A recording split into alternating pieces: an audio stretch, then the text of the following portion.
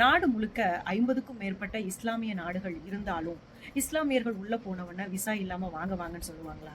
கிடையாது. அப்போ அதுக்கு விசா இருக்கணும். அதுக்குன்னு சில ரூல்ஸ் அண்ட் ரெகுலேஷன் இருக்கு.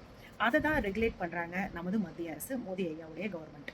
நேஷனல் ரெஜிஸ்ட்ரேஷனா இருக்கட்டும், சிட்டிசன்ஷிப் ரெஜிஸ்ட்ரேஷனா இருக்கட்டும், இதெல்லாம் ரெகுலேட் பண்ணக்கூடிய வேலைகள தான் பண்ணிட்டு இருக்காங்க. அதற்கெல்லாம் எதிர்ப்பு தெரிவிக்கக்கூடிய திராவிட மாடலா இருக்கட்டும், காங்கிரஸ், லெஃப்ட் விங் பார்ட்டிஸ் எல்லாருமே இத எதிர்த்துட்டு இருக்காங்க.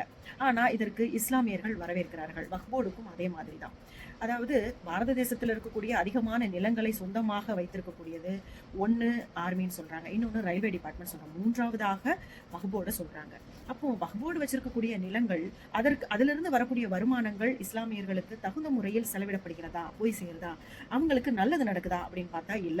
ஒரு தனிப்பட்ட ஒரு சில பேர் அதை ஆண்டுகிட்டு அனுபவிச்சுட்டு இருக்காங்க. அதையெல்லாம் தடை செய்யணும், உறுப்பினர்களாக பெண்கள் இருக்கணும், இந்த மாதிரி நிறைய நல்ல விஷயங்களை மத்திய அரசு பண்ணியிருக்கு. அதற்கு முழு வரவேற்பை இஸ்லாமிய பெண்கள், இஸ்லாமியர்கள் கொடுத்துட்டு இருக்காங்க. இதெல்லாம் தெரியாம வக்ஃப் அவர்களுடைய சொத்தை நாம எடுக்க போற மாதிரி ஒரு தவறான செய்தியை பரப்பி கொண்டு இருக்கக்கூடிய இடதுசாரி கட்சிகளும் திராவிட மாடல்களுக்கும் இதெல்லாம் தெரியும். மக்களுக்கு இதை பத்திய நல்ல புரிதல் இருக்குன்றதுதான் உண்மை.